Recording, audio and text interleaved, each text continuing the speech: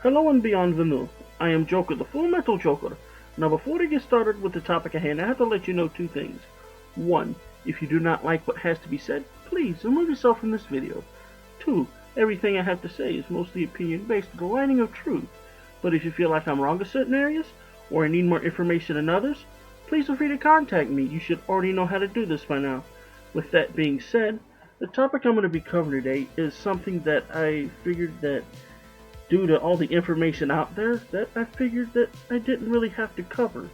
But due to the ignorance of a lot of people on Twitter and various other social media platforms, I figured I might as well, so I can straighten out this whole Kyle Rittenhouse case. Now, for those of you that don't know the situation, which I'm surprised that being the case with it being all over the internet and stuff like that, this kid shot 3 people, killed 2. Now, a lot of people have been sitting here saying that this kid was out there looking for a fight. He didn't have to go in there in that neighborhood. He didn't have to shoot these individuals. Well, you know what? Let's speak fact, because right now, that's the only thing that matters, is what really happened. First of all, he did not go into that neighborhood looking for a fight. Actually, due to some new reports, he actually works in that neighborhood. Plus, the neighborhood that I'm talking about, the town called Kenosha, they were looking for help. The riots were getting bad. Businesses were being burnt down. Heck, there was a church that seemed to be attacked due to these riots. And they were asking like, hey, anyone in the surrounding community, could you please come and help us out? We need all the support you can get. The police officers' hands are tied and they can't do much. So I'm asking people around us, could you please help us out? So Kyle, since he worked in this neighborhood, came in and went, hey, I'll help out. Now, the other thing that people seem to get wrong is the fact that they said that he brought a gun across state lines, which is illegal. If you're going to bring a gun across state lines and then end up committing a crime, you get into serious trouble. But apparently, a family that knows him handed him a rifle so he can protect himself, because they knew how crazy things were going to get and they didn't want the kid to get hurt. Now, I know some of you are going to say, well, why a rifle? Well, apparently in that state, if you're a person his age, in order for you to open carry for hunting reasons, I guess, only thing you can get is a long rifle. So they handed him a rifle to protect himself, because with that he can legally open carry in that city. Now, for those of you that said that, oh, he just went in there to cause trouble again, well, here's another little fun fact. He's been going in and out of that community for a few days before he shot those individuals. And what he was doing was giving medical aid to people that were hurt during the riots and protesting that's been going on in that area. He was cleaning up the graffiti, picking up trash, putting out fires, generally being a good citizen, helping people out, doing what they needed. They needed support, so he came in and was giving support for quite a few days. And for those few days, other than that one night, he didn't attack no one. When people came in to riot, he fought back. And when people moved from that area, he went in to help put out fires and clean up graffiti. Now, for those of you going, well, why did he shoot those 3 individuals?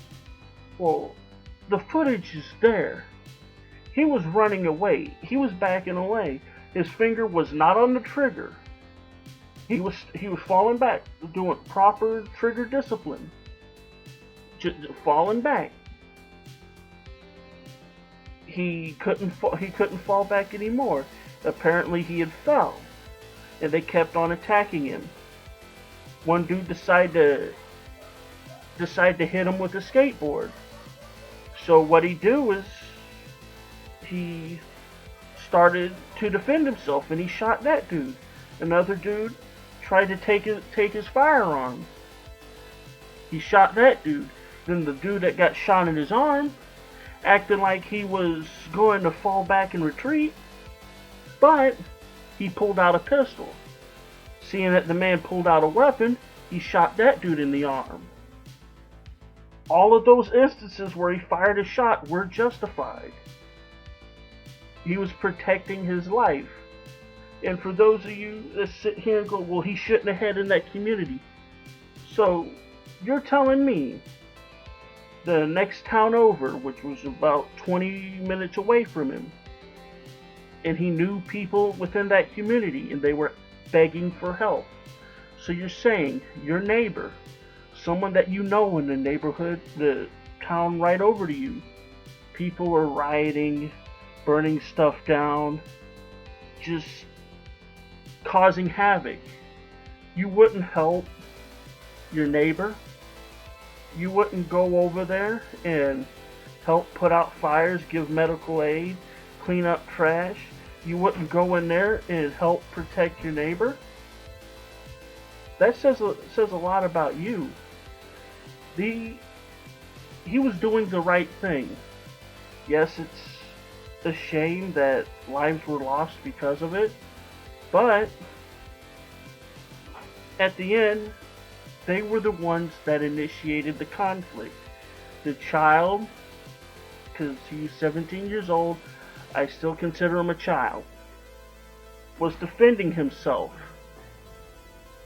They wanted to hurt him, possibly kill him. Yet, him defending himself automatically made him the villain. Why? Please, with all this evidence proving that he was innocent, and you still want to make him the villain, why do you think that? Because it can't possibly be because of you. There isn't enough information to prove otherwise. So you're either ignorant, willfully ignorant, or deep down, you're a bigot. I don't like throwing that word around, but those are the only two options. Because even a blind man can see that what's this kid's going through, and on top of that, people on Twitter wanting him to go to the death penalty, wanted him to be locked up for a long time, wanting this kid to be punished for the simple act of helping his community and protecting himself.